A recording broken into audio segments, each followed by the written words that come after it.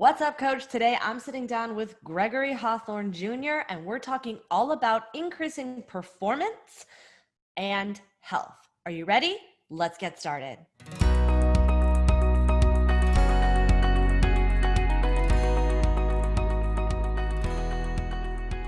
What's up, coach? I'm Beverly Simpson, the host of the PT Profit podcast and the founder of the PT Profit Formula. And in today's video, I'm rolling an interview that I did with Gregory Hawthorne Jr. of Thorne Training and Therapy.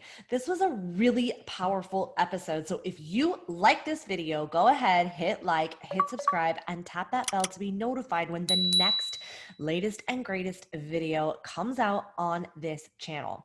In this interview, we talked all about increasing performance, both in marketing and in training. Greg has worked with athletes of all levels, including the Carolina Panthers. So this is an episode you don't want to miss. Thank you so much for joining me on the show today. How are you? I'm doing great. How about yourself? Well, I guess considering. I know, considering. I'm really glad that you came on the show. I can't wait to actually dive into that, but it's really a pleasure and a privilege to have you on the show. I know a lot of people are going to benefit, and I'm super excited to dive in. So thank you so much. Appreciate you having me on. So just for some clarity for anyone who doesn't know you, can you just tell us a little bit about who you are, who you serve, and how you got there? Okay. My name is Greg Hawthorne. I'm a certified athletic trainer. I went to University of Michigan for undergrad, Michigan State for grad school from Pennsylvania. So currently I work at Robins Air Force Base in Warner Robins, Georgia. At the same time, also run a private practice within like a complex of sports performance. So essentially it's set up to, it's called the Lab Sports Complex. I'm also on social media for Thorne Training and Therapy. But it's set up like a university setting. So it's like a community university setting for youth athletes. So we have sports-specific skill, sports medicine, my aspect of things, athletic training, strength conditioning, and tutoring all under one roof. And so it's provide essentially decrease the stress and that make it easy for the athletes in our community to essentially become the best they possibly can be. We try to remove as many barriers as possible for them, have everything move in the same package. My journey was pretty much starting from undergrad. I knew I wanted to work in professional sports or non-specific, or I guess non-conventional athletic training. So I ended up working so after undergrad, I worked for Detroit Lions. From there, they gave me a step into NFL Europe. So I spent three months in Europe working with there, and that was a fantastic experience. From there, I went to grad school at Michigan State, and that was more of an osteopathic school. So we learned from a lot of osteopaths. So that was a pretty good segue for me. And then I went from there, I worked for the Jacksonville Jaguars for a year as a seasonal intern. And then from there, went to Florida State University, worked with the football team there, then worked with the Carolina Panthers for 3 years, left them, and then moved down here and actually been in Warner Robins since. The whole manual therapy aspect really helped me get jobs, to be honest with you, in athletic training setting. At the same time, I think I'm a good person, so I think that helps. But that's kind of led me to where I am. And I've always wanted to kind of help the youth out, and that's the big thing for me is what I saw what the collegiate athletes got, professional athletes got, and even how we're kind of similar model we have here on the Air Force Base as well. And I know it's kind of like removing barriers and giving them the best option to succeed is going to essentially create the best athletes. And I think really good humans as well, because we have a lot of touch points with them. So we kind of can preach solid mentorship within our program. So that's a big deal and why I wanted to kind of grow that. It took me a while to do that because for me, I don't like working alone. I already know that. I like working in a team. And so I need to find the proper partners to kind of do this business aspect of things. And so it took a couple years from leaving the NFL to creating this. Was it hard to leave the NFL? Yes, but my wife, she's a superstar. She had a good job, and that's what brought us down to our area. My wife she's a professor in the business school at Mercer University, and it based on finances and family. I'm a big family man. That really helped with the decision. I mean, I didn't like, hey, look, I'm leaving the NFL. Like I got fired, and then I had job offers afterwards. But it was me. I had to make that decision of, am I going to go into it or not anymore? When it comes down to family aspect of things. So that was the decision. Yeah. it was a family-based decision, which makes it pretty easy, in my opinion. For sure. I'm a mom too, so I definitely get it. Family always comes first, and there is a level of consistency that I feel like is important for young kids. So I love that. So I guess I'm curious too, what caused you to want to work with professional athletes versus, the general population? What are the big differences that you feel like you've noticed or needed aside from, things like discipline, for example? So the big tell, so athletic training as a profession is generally, I think, undervalued.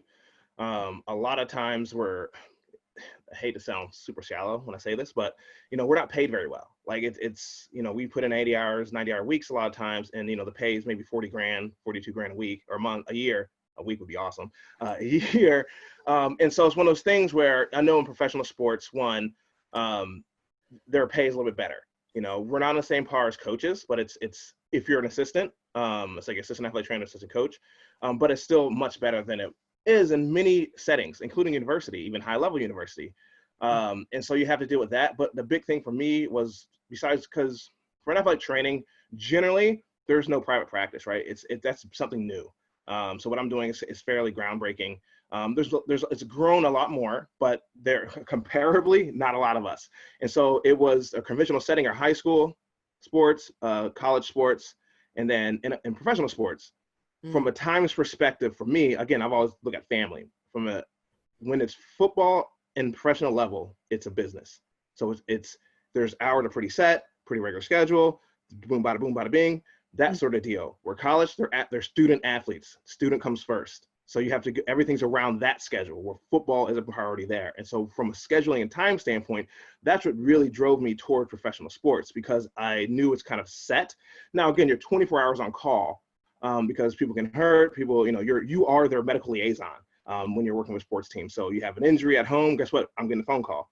Hey, look, these little things here and there, you're the guy, or the team, we should say. And so you got to be ready for that. But time at home, time away is pretty much set. The numbers are a lot lower. You can imagine one professional sport team versus a college sports team versus a high school overall, So it came down, again, very much driven by my choice of family first. I love that. I love that. Okay. And so now in what you're doing with the youth athletes, are these people I know what you're saying in terms of how you're doing it all new and that it's groundbreaking, because to me, it sounds like you're creating a university setting for people who want to move into professional sports, right? Is it Right. all specific, or is it all types of sports? So currently the goal is to grow towards all what we can, but currently we focus more on baseball, basketball, and football, and then softball and in softball. But mostly it's basketball, men's and women's, football, and baseball, and we're trying to get softball breaking the softball market. But that's really heavily based on the sport specific skill. Like we're not big enough necessarily to hire that many people, and we believe in you should get the best service, right? And so it's not like, oh, we're gonna coach it ourselves. Like, no, we're not. That's not our skill set, right? So why would I try to do that when that wouldn't serve the athlete better? Now we offer the other aspects from conditioning wise and sports medicine aspects to them, and so that's kind of where we are with that. But that's our main sports. I love that. So now, how has the pandemic and COVID impacted the university or impacted your business? Especially because earlier in the podcast, you were saying, you like to be part of a team. How has that, and part of a team in your business, how has it impacted the facility? So until recently, I'll stop there and I'll go back to this current situation. We shut down early. But so we lost our strength conditioning, we lost our sports skill. We have a boxing, actually, we have a boxing gym, so we do boxing. I don't even know how I forgot that. That's huge. Our youth boxing had just blown up, right? And then so that hit, and so we had to shut down. So we shut down for about a month, based on Georgia rules. Now we're in Georgia, so we're the Wild West out here compared to COVID, compared to the world, not even the country, the world. So it was only a matter of time before I got it, essentially. And so so we shut down for a little bit. However, myself, I shut down to new people, but I was able to see people that I was continuing seeing because being medical services, I consider it essential business. And so I never actually shut down. On base, we never shut down, but mask cleaning, the good thing is we always clean normally in my facility in our area because we're medical. So we had the proper cleaning stuff, and it was easy transition again at that point for our other companies to do it because we had some guidance. I was able to guide them in that decision, and we had a conversation about how this is what's going on. So we slowly opened up. We dropped our numbers down to how many people are going to be in the gym at the same time, especially with the children. And then we upped our cleaning regimen within the gym itself to, after every use, a little bit of, mask here and there, depending on the situation. Currently now, like I recently tested positive this past Monday, actually, for COVID. So I'm shutting down for at least 3 weeks, or I say 2 weeks. And then mask, heavy mask use at this point, not even social distance to say, hey, if you're coming in with me, you gotta have a mask on, period, within the room. And so I'm dealing with that now. So that was an interesting experience. I'm currently going through it right now, I guess. Yeah. So currently I'm COVID positive. Oh my goodness. Okay, so I definitely want to talk about that in terms of there's so many different ways that we can go, because I feel like with COVID specifically, given that it's the pandemic, people have all these preconceived notions about what COVID is and about who's impacted and who's not. And so I'm curious, from your perspective, what happened? How, but I think people have this belief that, oh, if you're healthy, you're not going to get it. Right. So I'm not saying I'm a pillar of health, right? I'm actually probably in the least health. That's not true. I'm not as healthy as I've ever been, right? I'm 37, so it's, I have family and kids, so, but I'm a fairly healthy dude. I feel like, and my wife, she's also fairly healthy. When you compare it to the rest of, when you're comparing statistics against, right. Yeah. I'll say the top. Yeah, probably. So like how it started was, so my wife, she works at Mercer, so she started going back to school, end of August, so I guess, fairly recently. And we look back on it now. And so like 2 weeks or so ago, 2.5, like she was tired, but at the same time, she had just started school back. There's a bunch of stress involving COVID with that, so there's all those things, but that's all she had. She had like extra fatigue, maybe a little headache, a little sinus stuff. But we also own a farm. So I have a little mini farm, and we breed dogs. So like we have a lot of dust, and and she doesn't sleep great. Like, again, trying to work with family is impossible. So don't do it. She don't listen to me. Just don't do it. Yeah. Outsource, have a buddy or something, they'll listen to them way better. So we have all this stuff going on. And it wasn't, she's literally every year at the time, she has kind of this little fatiguey time frame, right? No big deal. So we didn't think anything of it per se, because it was normal. And then, so Labor Day weekend comes, and my kids, they get goggles, okay? And so over the weekend, it's goggles. So they started bobbing for apples, not really, but dunking their heads in the animal waterers, right? So they're literally going head first with the goggles, looking in the bottom and things like that, right? This is important because then on about Wednesday of last week, like they each kind of and they did this all weekend. So Monday, all that. So Tuesday, Wednesday, one had a mini fever for a short period of time, and it had gastrointestinal issues, right? Mm-hmm. The next day, the other one did, but it was literally 24 hours. Not like next day, gone, no fever, nothing, puking, no, nothing. And then gone like that. And then come Thursday or Friday that week, I just started like noticing. So this is me personal now. Mm-hmm. And then I started noticing more fatigue. Like for me, I sweat. If anybody knows me, I have a very efficient cooling system, 98.6 all day. But with that, it's constant water that's flowing out of me, right?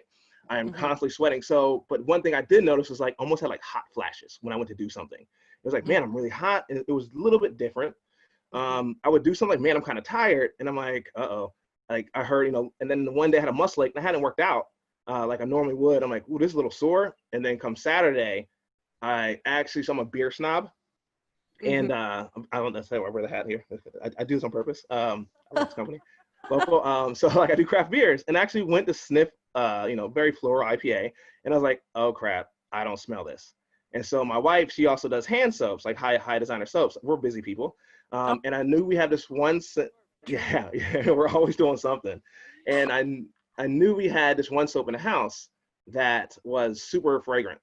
And I went to go smell that and nothing. And at that point, I'm like, all right, I probably got COVID, because I felt the muscle fatigue, the kind of hotness, and I was a little tired. And this was Friday. And then Saturday, I couldn't smell a damn thing. And I'm like, all right, so we probably have COVID. I probably had COVID. And then we didn't think about this, the things I talk about the kids or her, until after I tested positive. So then on Monday, I have to go in, rapid test. If you haven't had the test, it is miserable.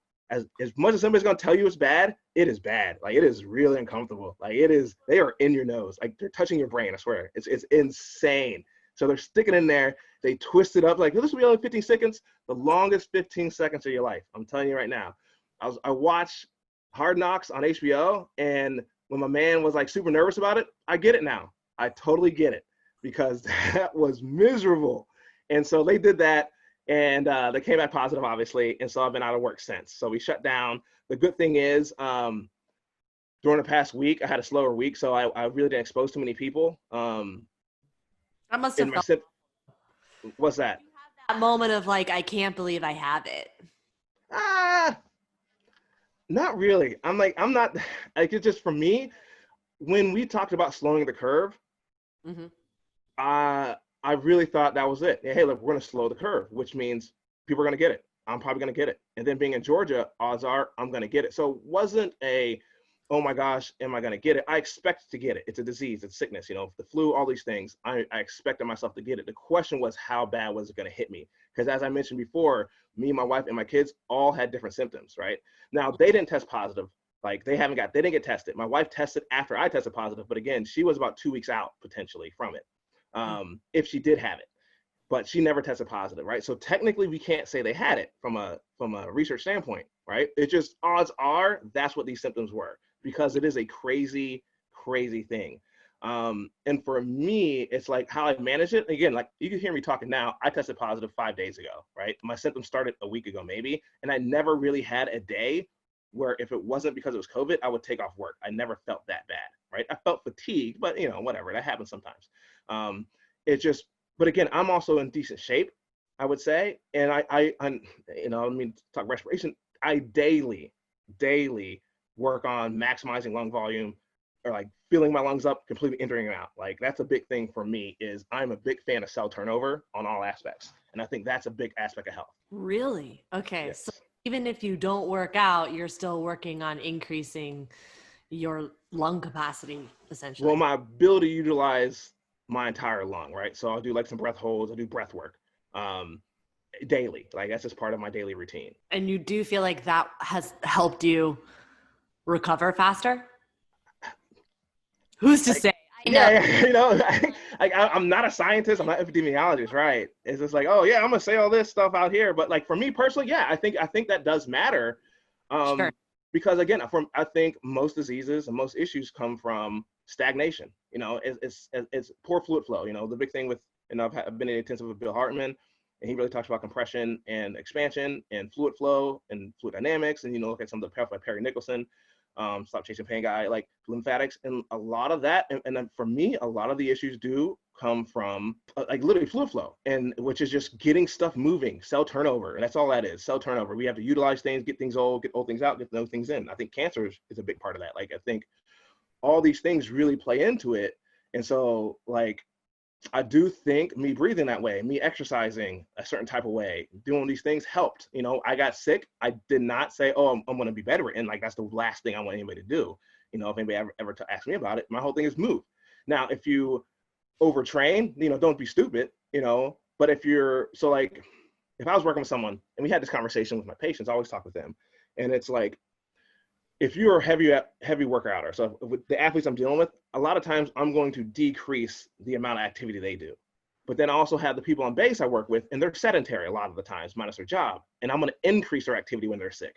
And it's because it's kind of reading the happy medium. Like, look, you do a lot. Like, you drive yourself to the point of like super high level of stress, the athletes do, and then they recover from it because they can. But now they have this added stressor of fatigue, or the illness or the sickness, whatever it is.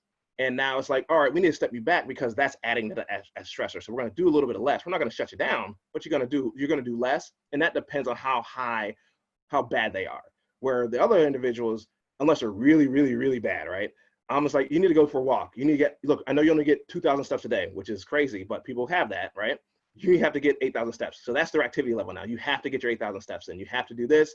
If you're on a bike, you have to do something to move stuff around in your body, because that otherwise it's going to get, you got to get stuff out. You got to have your body repair, and it has to repair everywhere. Like it is a collective group. It's a team effort within the body everywhere at all times. So good. That's so true. You did bring up something that I'm curious about, because I feel like you work with two ends of the spectrum. Like when you talk to your people that are on the base who are sedentary, and then you're also working with athletes who are high intense performers. Do you notice any similarities in how you train them, or the main differences between them? Yeah, so 100%. That was the big thing. My teaching course was like, look, I've worked from, again, the ends of the spectrum, and they're literally a lot of times the ends of the spectrum. Like some of the people I have, I'm like, bro, wow, like how did you get there? And other people like, this dude's a freak. Like this guy I need you to stop doing stuff because you're doing way too much at this point. It's a load management game. And so what I do notice is the human body is the human body, right? So they're going to respond. If I can get the same activity, the body's going to respond the same way. I have to really pay attention now to the intensity. And so an athlete, I have to jump up the intensity to get the response I need. While within the center person, I have to keep it super light. And so there's those aspects. And athletes, they learn generally, like the real high level athletes. So like, I'm not talking about high school kids. High school kids are different. If you go to the NFL or like the professional sports, Coach Big House Power, where he says like the 2-set rule, whatever it is. He's like, an athlete is going to have an exercise down on the second set at the latest point, like the high level athletes. And it's like, it's pretty set. Like you teach them something, you show them how to do it. They know their body so well, they get it like that. It may take 8 sets to 10 sets. You may never get it with some of these sedentary people because they just can't feel anything. They have no sense. And so you have to put in so many constraints just to get them to, again, activate their body, if you will, the same way. And so that's where the difference comes into play. Like for most people, Gen Pop is all I say is a good exercise program for general population is generally going to be a decent rehab program for an athlete. Like that's where that spectrum is. Like I can crush a person, even like a middle school, like a high school athlete, with the rehab programs I'd have for the high level athletes. Because like bury them, they wouldn't even make it through. Like it would be absolutely brutal, because it's just their level is so high. Their set rep stream, the amount of weight you got to use, the intensity you have to provide, they got to perform for hours at a time potentially. Like it's so much higher to prep them for a game or get them ready to return to their play than what a general person is going to experience in life. So like a lot of times, again, like a high level rehab for an elite athlete is kind of how I program Gen Pop workouts or training overall. And it's even lower level again for rehab from there. Wow. So I'm curious, in your opinion, do you think that those types of skills are learned, or do you think it's innate talent? Both. Very much both. Like the whole thing is you're going to have a genetic limitation. I'm sorry. That's life, right? Your skeletal structure is going to drive these things. I think that's probably one of the biggest tells there. And also, then you have your mental aspect of how you are, genetic versus, how you're raised, that matters. But, certain we know from a research standpoint, psychology and things like that, addiction, that's almost, hereditary. There's different types of things that are hereditary and genetic based, congenital, things along those. So those will matter. Now, when it comes to actually reaching your full potential, very few people do it. The effort that it takes to do it, the time it takes to do it, the ability to even have it. If you're constantly having to feed your family or you're constantly having to work to do things, there's no way physically you're going to be able to reach these levels if you don't already have a certain predisposition for that, right? You have these athletes you hear, they had to start working at 8 years old with their families to provide food for their family because they came from such a poor family and a broken home. But they made the NFL. Most of those guys are studs. Like they have it. Like they are already jacked. Like they are just going to be those guys. Where you have other people you don't hear who, oh, they did that, but then had to train a bazillion hours a week because they just didn't have it. They had to actually adjust their body, had to reach that limit of potential. You have those guys, like, but the issue is they had the opportunity to train like that. They had the opportunity to do that, be it 1,000 variables that come into play, right? It's just, do you have those abilities to reach that cap? Most people don't cap out their genetic potential. But it's extremely hard and difficult, and you have to have the stars align for that to really happen. So that's why it's so, I mean, that's why it's such a competitive industry, because everything has to fall into place at the exact time, at the exact right moment. It's not just, you have to be top 1%. Yes. I mean, less than that. like legit, like if you're a professional athlete, you are the elite of the elite. And you're elite in something. It doesn't matter. Like you may be those guys who, again, I have a friend, he had no business being in the NFL. That was the one thing I always talk about. Nobody, the guy was undersized, a little bit slower, whatever. The dude was a workhorse, one of the most mentally tough individuals I ever met, and could stick to a schedule and routine like no one else. So he was the elite of those little things, right? He didn't have the genetics. He didn't have he had enough, obviously, but he had to push himself. He worked harder than anybody on the team to make the team. He was never going to be a Pro Bowler because there's no way his body could keep up with those other guys. Like his body would eventually break down from effort level if he played every snap. He just didn't have that. But he was a good role player. He was a good special teamer. And so but he was able to make it there. Just he had to go a different route potentially. Yeah, I mean, the Rudy. He's the Rudy of the team. 100%. Yeah, for sure. I totally get that. This brings up a good point is, do you find any of your work that you have to deal with the mental abilities of your players that are potentially trying? Because now you're working with people who are trying to get into the NFL. Is that a huge component that you have to manage? Yeah, so like I have a little system that I have, I guess a model, you could say. And so like within it, I have the person, phase, and peripherals. So within the person, you have the body, the mind, and the nutrients. And so with that being said, the mind plays a role every single person I work with. Like psychology plays into it, who they are, their thought process, their goals, all these things have to be addressed. Now, you have to address them if you're a clinician, no matter what, like you have to. Now, the goal is, does it fall inside your scope of practice, right? I may have someone who as I'm working with, I'm like, all right, this person literally has a disorder or whatever you want to call it. I don't know what the PC term is. Something's going on with the brain and it's outside of my scope of practice. I need to have a referral network that's going to, hey, look, I know who you need to go talk to, and I need you to go do that. Otherwise, I know we're not going to reach the goals that you want to reach. Or I know anything I do is not going to stick because of this other mental block, and I need you to get that fixed. But I can always play my part and do what I can within the mind, getting them to buy in, getting them to understand what's important, getting them to understand and appreciate their goals. All these things really play into the athletes, especially now with the youth athletes, because they have a lot going on and some of them are unrealistic. Some of their parents are jerks because they over push. And it's like, this kid is not, he just ain't got it. Like I can tell you, he's already 17 and he's like, he's not even a starter. It's like, he's not going to go pro, let alone probably get a college scholarship, so, let this kid be good at what he's good at right now. But, so a lot of that is, sometimes we're a shoulder to lean on. As athletic trainers, many times we play a lot of roles, like a ton of roles, mom, teacher, psychologist, all that, because we have so many touch points, especially when you work with a team specifically, you're always with them. Especially if they're hurt, like you're always there. You play every facet of their life almost. It's insane.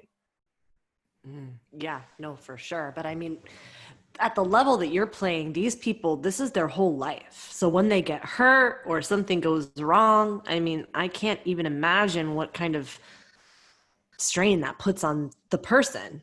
Mm-hmm. Oh, 100%. Like that, again, mitigating expectations, letting them know, hey, look, this is normal. Look, there's a way back. And the good thing is having worked with some guys who had like serious injuries and return. Like we had a guy, 3 ACL tears in his 30s. And it's like, oh my gosh. And like, look, he made a Pro Bowl after this. Like it's okay. Like you can get back from these things. Again, his special skill was he was the most competitive individual I ever met in my life. Like the guy would just try me, I'm going to beat you, right? And so he was very good at that. He was also a freak talent. But like you have these expectations, and you have these examples. So like the more experiences you can have, the more you can be honest with a lot of these younger athletes and a lot of these athletes overall of saying like, yes, you had this injury, but it's not the end of the road for you. At the same time, say you do have a catastrophic injury and they're done, right? Like, you know it, like they're not going to come back. At that point, you also have these conversations about, them as a person, like getting them to identify as, Steve or whatever their name is, and not as a football player or not as a soccer player or basketball player, getting them to identify with themselves. And because you're with them all the time, and especially during this, essentially it's a liminal moment at this point, right? And so you have a really good opportunity to get them to change their mindset. And so when we're working with them, we have these conversations of guiding them down to who they are as an individual, what they like, what they're good at outside of sports, So a lot of times I try not to talk about sports in those situations. It's more about life and other things, hey, how's high school going? Hey, how's the what's going on with these ladies, these girls, guys like talk about that, or the girls with the guys. Hey, what's going on with the keeping up with Kardashians, whatever these kids watch these days. I don't even know. But like, having these conversations outside of of the sport is extremely helpful. And when you're with them for hour at a time or longer, you have a chance to do that. And so like, that's a big part of what I like about my job.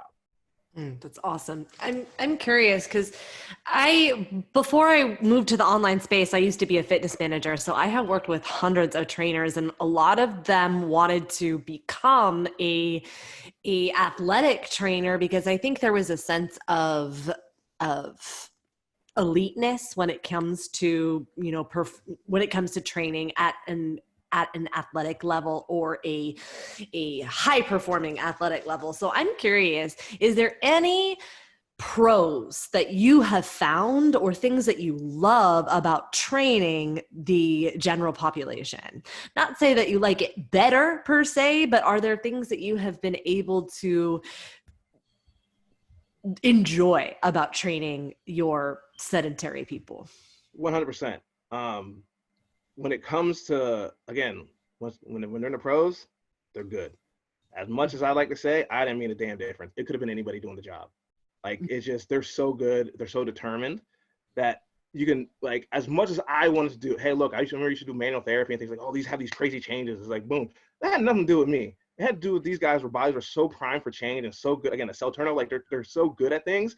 I could have, gave them a Skittle and like, hey, this is gonna make your knee feel better. All of a sudden, their knee feels better, right? It's just, everything was so mental and they're so physically amazing that what I did, honestly, is I'm downplaying it, but like what I did really wasn't that important. Now, when you work with this Gen Pop, like you literally can make a huge difference, far more, I think, a lot of times in these guys' lives, because they don't know anything. Like a lot of these people, they don't know, like you tell them like the simplest things you thought everybody knew. And it's like, oh, I didn't know that. And it could change their life. Like, all of a sudden, like, because how we work with them, a lot of times sedentary people, they're hurt, but they also have a bunch of comorbidities, right? They may have diabetes, you may have all these things. So while you're working with them, you can be affecting them, or that's how we do it, be affecting like through their life on top of their sports stuff from a health standpoint. Like, so you can make I feel like a much larger impact in the Gen Pop than you are in the NFL guys with pro sports, because they're studs. Now, again, you're with them all the time, so you play those different roles, but from a medical standpoint, like you make a much larger impact, in my opinion, with a Gen Pop. So that's been extremely rewarding and very nice to see. And especially with the youth athletes that I work with, the ability to help guide them and mentor them has been, that you can't beat that. It's rewarding. And you use the same principles on them. There's just the intensity level is different. Correct. You're right. And it takes a little bit longer for them to make that change because they're just not as primed. Like, I mean, their whole life is sport, right? So, hey, look, you need to get better. Okay, what I need to do? You need to sleep 12 hours a day. All right, bet. They'll go sleep 12 hours. Like, it's just like, like a kid, hey, look, you need to sleep. She's like, I got homework. I got this class. I got to take care of my sister. I got all this other stuff. So, like, you can't make those changes as fast because they just don't have the time to literally put the work in, comparably, or their kids, and they're just not going to listen as much, or you can't be as specific. Tell a parent to sleep 12 hours a day. I know. Not having it. Trust me, I know.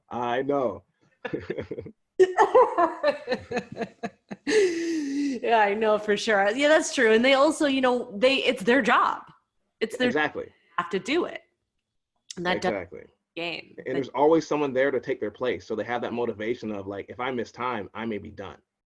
Like I may lose millions of dollars if I don't sleep 10 hours a day, which sounds insane, but it's like, it's just legitimately like, you have to understand, like there's now again, there's the elite, but that's only a certain few. But within the industry, like you said, there's always someone there trying to take your spot. It's true. It reminds me, for me, just from my perspective, it's bringing up a whole bunch of stuff because I actually moved to New York because I wanted to be a professional performer. Like I was a singer. Oh, nice. A lot of it's very similar in terms of, I was always asking myself these questions like, is this innate talent or is this skill? Blah, blah, blah, right? All those things come up, I think, at in everything. Yep. Mm-hmm. And it's just people are predisposed at being, good at certain things. And some people are not good at certain things. And you'll never be as good as that other person, but you still reach your level, in my opinion. But the amount of effort and time you have to put in can be insane. Look at Britney Spears. She can't sing a lick, but she's famous. She did what she needed to do. Yeah. And to me, I came to this realization, and I believe that this is true in every industry, is that you have to love the process more than you love the outcome, because you're going to spend more time in the process than you are in experiencing outcomes. The outcomes are fleeting moments. Getting onto the NFL, right? That's a fleeting moment. Now you have to play, and now you have to perform, and always looking to ways to be in the process to increase your performance. The same is true in any industry. So all that to say, you listen to a Rudy example, what he has to do in his everyday process, that's not something I, as a parent, as someone who prioritizes family life, I'm not going to enjoy that. Right. There's always sacrifices. That's the big thing for me, is there's always secondary consequences when it comes to these decisions you make, no matter what it is, right? It's like, oh, I want to be a parent. If that's number one, guess what? Everything else is going to fall short of that. Like you need to clear your path and focus on your goal. And if you know who you are, so that's a big thing for me, is getting your principles down. If you know who you are, what you care about, what you actually want, then I say it's easy. Nothing's easy. It's simple to know where you're going, right? But if you don't know who you are, you need to spend time. That needs to be your number one goal at that point. Figure yourself out. Figure out what you actually care about, what you want. And for me, I've been blessed having crazy experiences. I went to boarding school, grew up poor, went to boarding school, went to private school, got the NFL experience. Lived in the hood, lived in a rich community. So I've had a walk of life from friends from everywhere. And so it's like, I've had all these experiences, which help me work with people, help me connect. Like, you go through precision nutrition and things along those lines, and they talk about finding your superpower. Like for me, like it's empathy. Like I can justify anybody's decision. Like, it may be the worst decision in the world, but I'm like, I can see why he did it. Like I understand, but I think it's wrong, but I still understand where he did it. Like I always say, like, the empathy of Ender Wiggins. I don't know if you're into sci-fi. Anyways, that's who's that? that's Ender's Game and anything about to say. I like everybody should read that book, by the way. It's fantastic. It teaches you how to crush your enemies. It's super interesting. But it's I always have the empathy of Ender Wiggins, and but like that's my superpower, and I think that really helps. But it's also, again, secondary consequence comes into play, where I sometimes have a hard time of making very hard solidified statements, and like turning my back on people, because like I can almost always understand where they're coming from.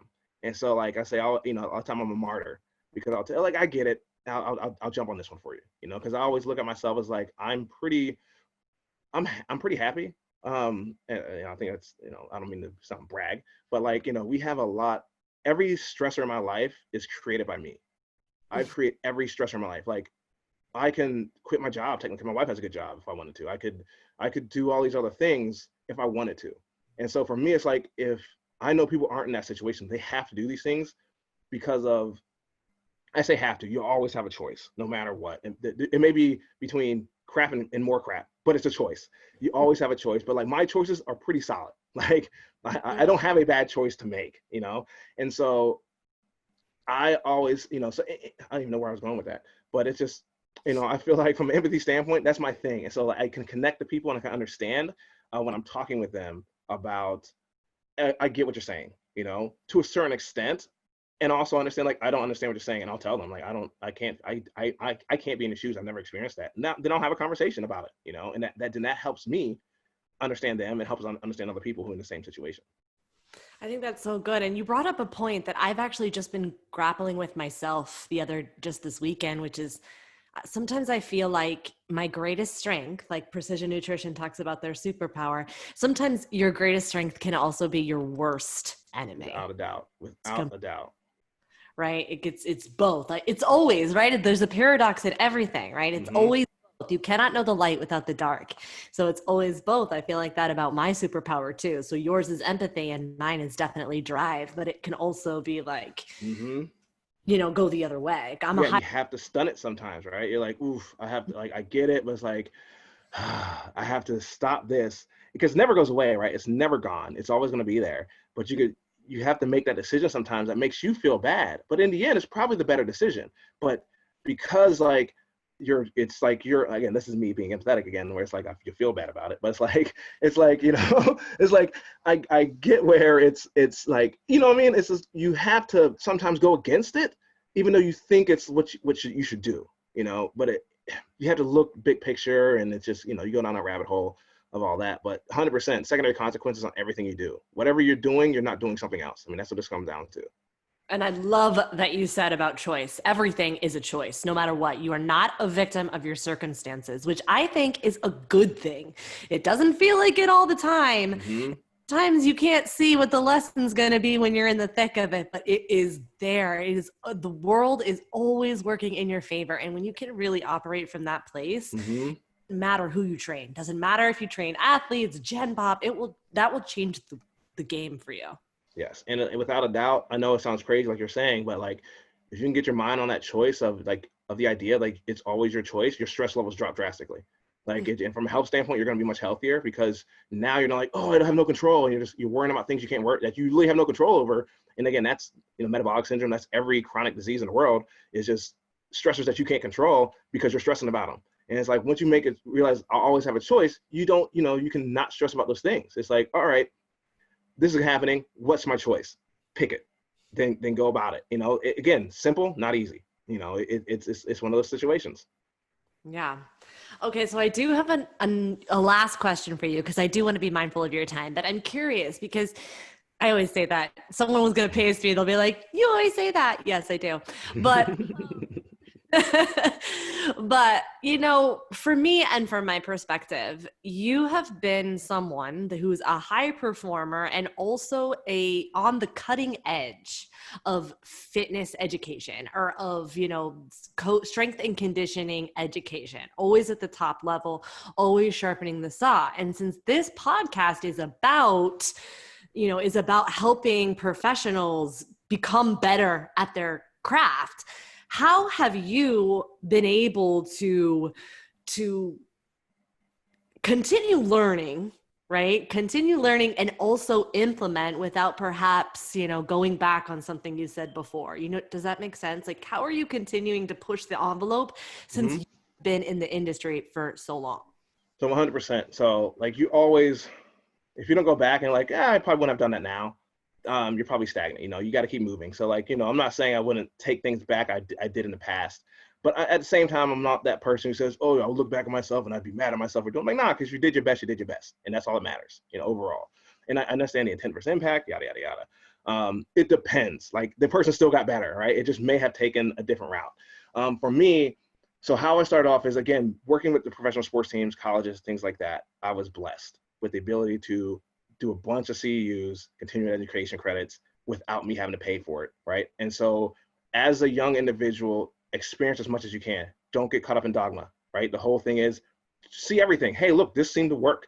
This seems to work. This seems to work. But be savagely good at your basics. Know your anatomy, know your physiology. Those are the two big things to really, really, and biomechanics. Like, again, it's all the same. All injuries, again, for me, when I'm working with injuries and assessments and diagnosis, it all comes back to anatomy and physiology and biomechanics. Like it just, everything goes back there, special tests, all that doesn't really matter.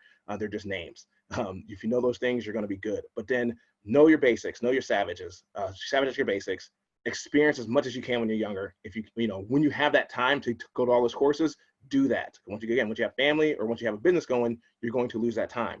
So go through all this there. And then based on your basics, based on your first principles, why would those things work for people? Because everything that sells works for some reason, right? It may not be as specific or as precise, but it works for those people or some people, some population.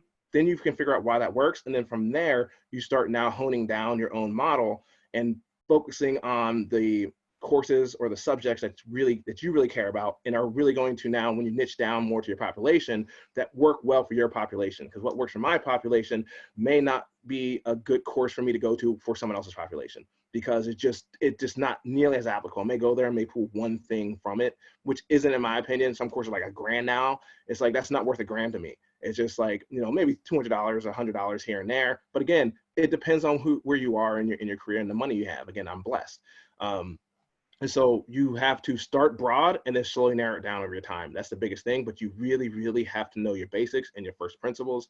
One of the big things with Bill Hartman that really kind of emphasized was like, look outside your industry as well, especially when it comes to basic sciences. Like physics, I would have never thought how much I focus on physics now. Fluid dynamics, thermodynamics, things like that. All those things actually really come into play. I'm not saying you have to know those things specifically, but appreciate them, understand that they're there. And then again, narrow it down, start broad, narrow down, and then focus on what works well for your clientele. And then practice, get your reps in, as many reps as you can, do what you can, try things. Don't worry about, do safe to fail experiments all the time with your clients.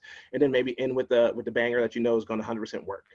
But you can always hit things out of the park sometimes with these safe to fail experiments where it's like, oh gosh, we've just gained 3 weeks of whatever we're trying to go in this 1 week or this one session because I tried something different. Where if you never tried that, you may not get it. Where if you did try it, you lost 10 minutes of a session. Oh well, but you already know your go-to, which is going to drive the changes that you want overall, right? No one needs a full hour. No one needs these full 30 minutes even of something super targeted unless you know it's going to work. Like if you can get those super target things and you know for sure, but you never know, that's the problem. So you have to kind of hit it. But when you do get that change, own it. When you get those progress, own it and just drive that home until those changes stop. It's so good. Well, you said 3 things in there. One of them, like really, because now we're talking about marketing and it's something that I really love, is when, people are always having that pricing conversation in their brain. And what they're really talking about is the perceived value worth the asking investment? That's really the conversation people are having in their brain all the time. So I'm curious, how do you determine for you? And I know you're saying that everyone's at different levels, like just learn as much as you can and implement. And I think that's really important, and get out of the dogma. That's something that I wish, if you were to say, Beverly, what's one thing you'd want to know when you were a starting strength and conditioning coach, it would be that, and I noticed this in myself now, there's more than one way. Lots of ways are right. Learn them all, be familiar with them all. So how do you, especially now with so many different opportunities coming to the market, how do you discern which ones you want to invest in? So I'm ruthlessly savage with myself when it comes to what I'm bad at. Like one of the things I would tell myself as a younger person was do more things that suck. Like I was, again, my friend says you're the king of the humble brag, and I was like, I don't even mean to do that, right? But I'm gonna say I was pretty good at a lot of things when I was a kid.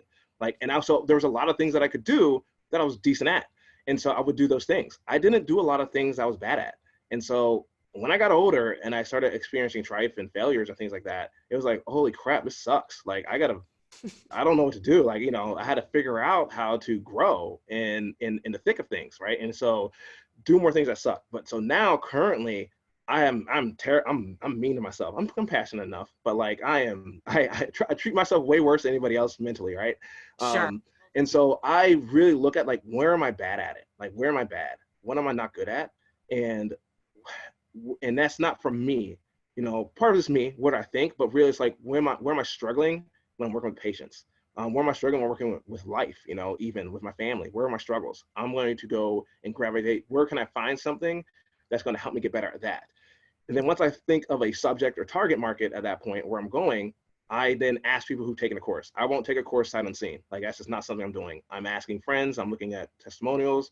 I'll email people sometimes from testimonials. If it's like someone who's high in the industry who I know is known to like kind of write back or say something, I'll say, hey, what do you think about this?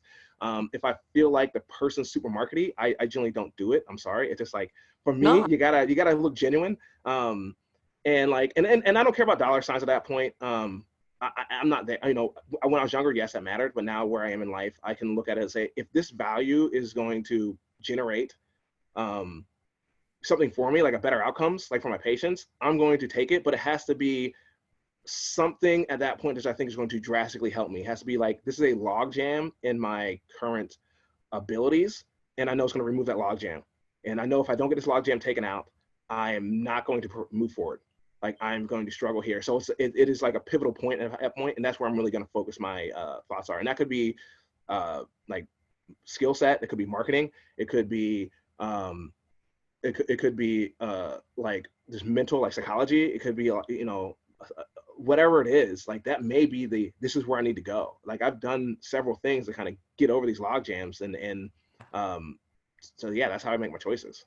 Which is why it's so important that fitness professionals find a way to communicate authentically what it is and what problems they are specifically solving, so that people like you can make those decisions. That's why marketing is important. Mm-hmm. One of the things I do like to say also with that is, like, I'm older. I say older. I'm not that old. I'm 37. But there's a lot of young guys, right, on the industry doing education stuff. And I am not hesitant to take classes from these younger guys. Like, put your ego aside when it comes to that, because a lot of these guys, again, they got the time now, right? These guys don't have families. These guys have the time, and like, if you're a nerd, great, I love you. Be the nerd, do all this stuff that I don't have time to do, and then teach me it.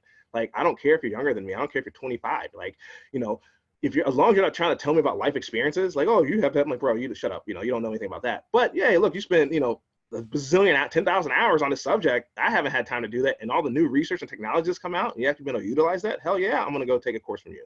It's so, like, if you're older, don't worry about that. I know, like, I talk with a lot of people in my profession. It's like, oh, these young kids, they're out. I'm like, bro, they got the time now. Like, they can do it. Like, research is better. School should be better. And if we haven't stayed up on education, or even we'd have the time, like I said, it just depends on who you are, and like, so many variables come into play on how good you can be. When we talk about sports, same thing with our profession is, they may have it, and they can give it to you in a much concise, hey, look, I've done these issues, I've had this, and then you just need to come correct with your experience with the right questions.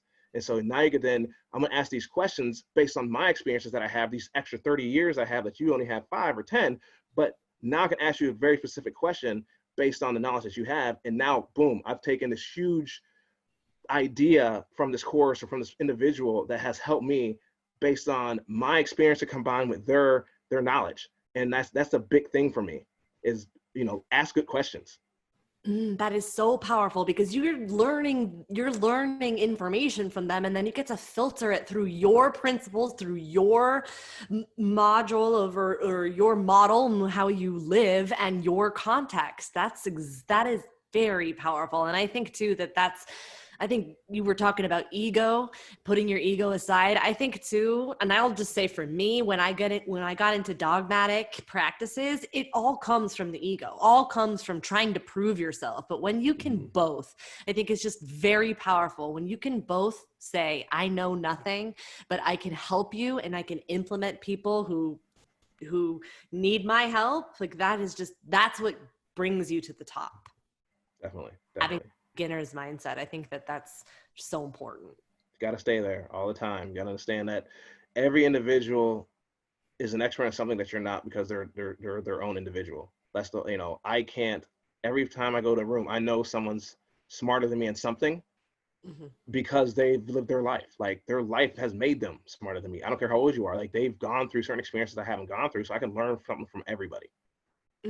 And it's so powerful. And I'll be honest with you, it's something that I still have to check on a daily. Even when I go into marketing conferences, I'm 100%. Really checking my ego and being like, no, Beverly, doesn't matter. Big time. You're going to learn something. And I always do. Big time. It is a, like I say, it's simple said, not easily done. Like, it is, you constantly have to check yourself. And that's natural. That's human nature, right? You read Dale Carnegie's How to Win Friends and Influence People. The one big thing is, like, every decision you make it's your decision. It's because it benefits you. You've made the decision. It's the best choice for you, no matter what. It may be like, oh, I've donated $10 million to this company. All I had was $10 million, but that decision I made was because it's going to make me feel a certain way. And that's the only reason I'm doing it. Like, and so, like, all the actions that you take, essentially, I feel like it is like, it's a choice that you're making, because it's selfish. It's a selfish decision no matter what you choose. And it, obviously relative principles, but like 100%. And you have to check your ego every single time, every single day, because we're natural. I mean, that's what kept us alive. Like, evolutionary. We have to worry about ourselves. We're dead and we can't procreate, all these other, we got to see another day. It just, life's changed since we were, cavemen. It's true. It's true. Well, Greg, this has been such an awesome episode. Thank you so much. I really want to be mindful of your time. So for all of the people that want to learn more from you, where's the best place that I can send them? So currently, I guess I'm most active on Instagram at Thorn Training and Therapy. And then all my other handles, thorntrainingtherapy.com is the website. Thorn Training Therapy on Facebook. I'm not on Twitter. I don't have time for that. I don't like writing, I guess. I'm just not on Twitter right now. So your Instagram posts have been fire recently. I am so sporadic though. I'm not gonna lie. Like it takes me like an effort. I'm putting effort in now to kind of get on there, that's the whole Alex effort, friend of mine. He's been good on that. He's been kind of motivating me. I don't know if he knows it, but he'll get on there. He'll start posting things. I'm like, you know what? I could probably post some stuff too. It's just, I had to get away out of my own ego, right? It's like, oh, people are posting things that are, I'm like, people are really good at posting stuff, like Katie Sinclair, Jason St. Clair, Alex, like all these guys are posting things. I'm like, man, this stuff is like, that's why I was saying that. I couldn't say it better, right? But the thing is, my audience is different. The people I talk to, the people are going to understand me. And again, I've told myself this for years, but it's still hard for me to do it. It's like, I don't want to post the same thing. It's like, dude, there's a bazillion people out there. Like, who's to say like how I say it's gonna be better than how, gonna connect with someone different. And like, for me, again, 37 years old, I still struggle with that daily. Like, it's just every single time I go to post, I'm like, does this matter? And it's like, doesn't really matter if it matters. Like, if I can help one person now, especially now, I'm trying to write posts to kids on my youth athletes, and that's helped me really focus on how I post things. And so it's like, I'm trying to say things are going to help my current population that I work with. So every single time, like, is this going to connect with them? And it's like, it doesn't matter. Just say something. If it's what I believe, it really doesn't matter. And so that's how I've started doing it. And it goes back to, we can't control it. All we can do is write from our heart, and we can't control what the impact is. It's going to be the other side. And I think that's, very powerful. And always too, like, I was actually talking to Alex the other day, and I was talking about your baby post. And I was like, thank you. Finally, someone said it. But then I went back, because I was telling Alex, I was like, oh my gosh, if I was as strong as my baby, my children can't even walk down the street. Right. Fall off the curb and fall. Like, they can't even step off the curb. But it's funny, because before I had children, I used to say that all the time. Mm-hmm. Like, that was a big thing for me. It's like, oh, look, baby squats like this. And it's like, I'm like, bro, like, 'cause I suck at squatting. That's one of the big things. I'm a terrible, like, my squat, I'm a hingy all day, like, yeah. All day. I'm a huge wide. I couldn't even come out. Oh, yeah. See? Yeah. I can see that. Yeah. So it's like, so I'm like, oh, it's like, and again, I'm very harsh on myself. It's like, if I can't do it, it's probably, if I'm good at it, it's probably the wrong way. Like, that's literally where my mind goes. If I'm really good at this, or if I'm bad at it, I'm like, that's probably the right way. If I'm not good at it, then that's probably the right way. And so it's like, people should squat like that. And it's like, you look back at it and you learn, it's like, bro, like, no, that makes no sense. Like, look at him. I'll stiff on my kid, boom, knock him over. Like, get up, And it's like, it's super easy. And I don't do that. But it's like, they're terrible. Like, they don't move very well at all. Like, they barely move. Babies barely can get by. Like, they're surviving. It's like, if you're trying to be an athlete or trying to do things, you're trying to thrive, not survive. So it's like, look, you can't compare yourself. Don't compare yourself to kids. I mean, it takes 60 minutes to get them in the car. That's the truth, right? Oh my goodness. That's just really powerful. Anyway, so you've been just writing some killer stuff. I think that it's fair. I appreciate that. It's awesome. Are you working on any projects right now? I mean, you mentioned a million because you are an entrepreneur at heart. So are there any projects? I don't know about all that. Like, I forget, for me, it's like, I would love a steady paycheck. Like, so I'm still kind of in the, the business, but like, my wife is definitely the entrepreneur. So she helps guide me. And then, even talk with you when I was working with Chris in the, UPR, which kind of, we're putting on the back burner for right now. A lot of things you said resonate well with us in regards to, like, especially with the post and like, hey, just kind of get out there and do that. But like, me and Alex are considering within hopefully the next 3 months or so, we hopefully have a foot course out on explaining kind of foot propulsion and how the foot moves. And eventually I need to upgrade hopefully within the next month, I'll have how to manage acute injuries quick 1 hour, 2 hour seminar. Hopefully get some CUs with that for not just medical professionals like myself, but for what you deal with if you're a trainer or a client, strength coach or a personal trainer, even yourself. The goal would be to have something out there. Hey, look, this is what you should be looking for. This is what you should do following an acute injury. And ice and rest generally are not going to be the answer. And so the goal is to maximize your body's ability to heal itself. And so that should be coming out hopefully within the next month. And I'm not sure if that's going to be through. We definitely advertise on my platforms, and then potentially through UPR as well, or even Alex Effort's platform. So cool. Okay, well, definitely keep me posted with that. And so I'll definitely update all the show notes. So when they're out, it'll always be on this podcast. So awesome. Appreciate that. Yeah, for sure. So people can check that out. I was just saying the other day, when I was started as a strength and conditioning coach, all I had was like my NASM book, and you had to wait until you could go to like a certification for the week. Right. And I'm laughing at myself now because that's only like, I don't know, 7 years ago. Yeah. In the pan, right? And now people are like, oh, everybody's doing it. There's so much in the market space, but I think it is a gift. No, 100%. That we can really raise the fitness industry, it will be a game changer. Because I think people like us, we forget that there is a whole slew of people that can call themselves a fitness professional and have no business being a fitness professional. Very much so. Yeah. Very much so. Greg, thank you so much. This has been awesome. No, thanks for having me. I really appreciate it, Bev. Thanks so much for hanging out with us today. If you like this video, go ahead, hit like, hit subscribe, and tap that bell. And if you like it, chances are your friends will too. So go ahead, share this video with your friends, and I'll catch you on the next video.